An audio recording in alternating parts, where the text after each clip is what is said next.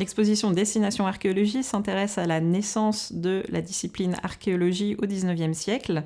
Et le XIXe siècle est marqué en Suisse notamment par la découverte en 1854 de stations lacustres.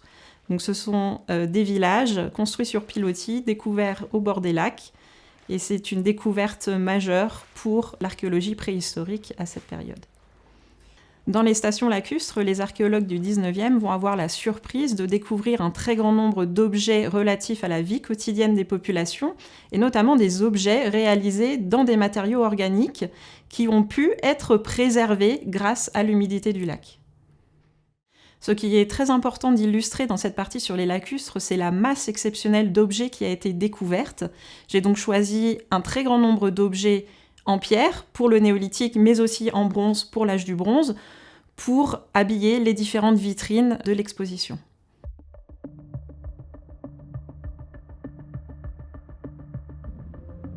Parmi les thèmes phares qui sont abordés dans la partie sur les lacustres, il y a l'histoire de la Dame d'Auvergne.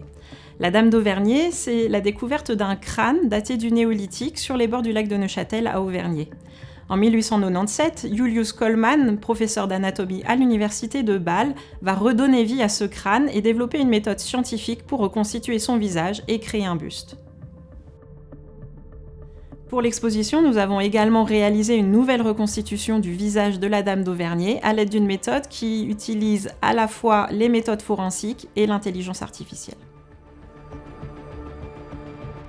Dans l'exposition, on peut également voir une maquette d'un village lacustre réalisé en 1870. Cette maquette représente un village installé sur une plateforme au milieu du lac. Cette représentation est la vision que l'on se faisait des villages lacustres au XIXe siècle. Aujourd'hui, nous savons que cette vision est complètement erronée. En effet, les villages lacustres étaient installés sur les rives des lacs et non sur une plateforme au milieu de l'eau. La médaille lacustre que l'on peut voir dans la partie sur les lacustres a elle aussi une histoire assez particulière. Il s'agit en effet d'une médaille qui a été frappée à partir de bronze lacustre, c'est-à-dire à partir de vrais objets archéologiques découverts sur des stations lacustres. En 1881, 90 exemplaires ont été frappés, puis une deuxième série en 1886 à 50 exemplaires. De nos jours, cette pratique est évidemment extrêmement choquante. La pirogue de Chabray est à voir dans la partie laboratoire de l'exposition. Cette pirogue a été prélevée en 2006 par l'archéologue Pierre Corboud sur la rive sud du lac de Neuchâtel.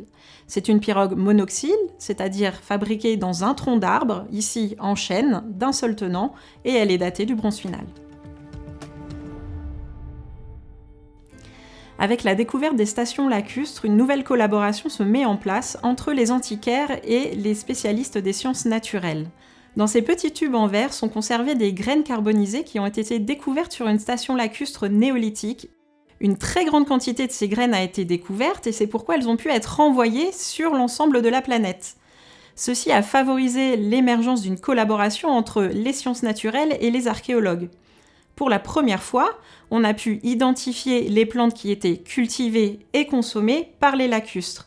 C'est la naissance de l'archéobotanique, une discipline qui aujourd'hui permet d'étudier la relation entre les populations passées et leur environnement à partir des graines carbonisées et des pollens que l'on retrouve sur tout type de site archéologique.